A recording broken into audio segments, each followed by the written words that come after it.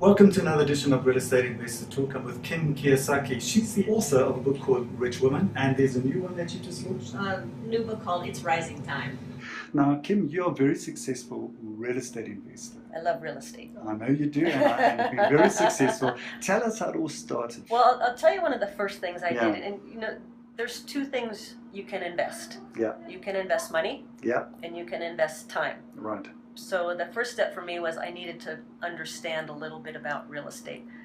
Robert, back in 1988, started to tell me what his rich dad had taught him about real estate. Mm-hmm. And he's like, okay, so see if you can go figure it out. And I'm like, what?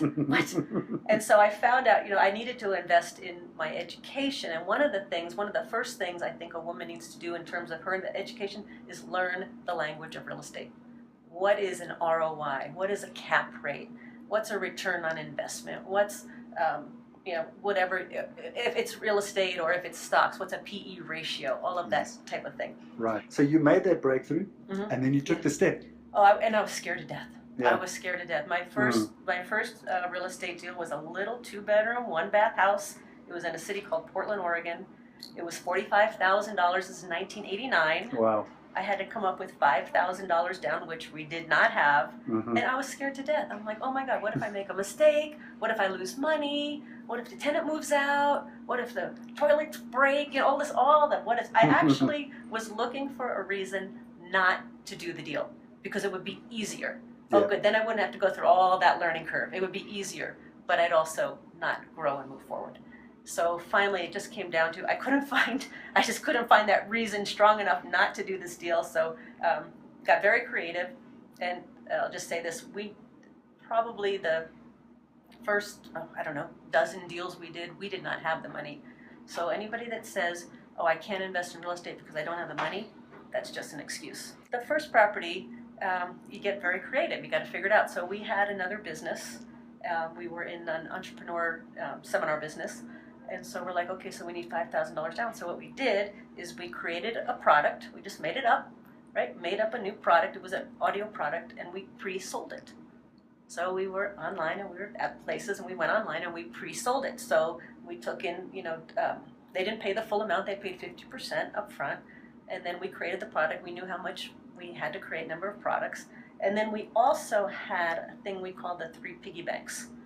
And the 3 piggy banks is a rule we still live by today, and I highly, highly recommend it. What we did is with every single dollar that came into our household, no matter where it came from, with every single dollar, you do with every single rand, we took 30% off the top. 10% went into a savings account, 10% into an investing account, and 10% into a charity or tithing account. And so we had been doing this for quite a while. So we had, I think, $2,000 Wow. in our investing account. It was a big deal. So part of that contributed to that first deal.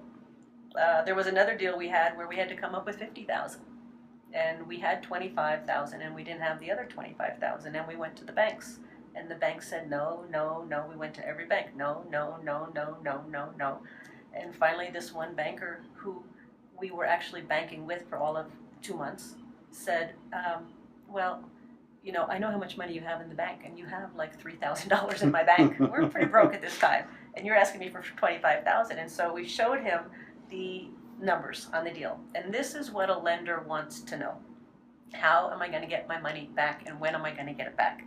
So we showed him the numbers. We said, here's how we're going to pay you back your $25,000. Here's the time frame. Here's all the numbers. Here's the cash flow.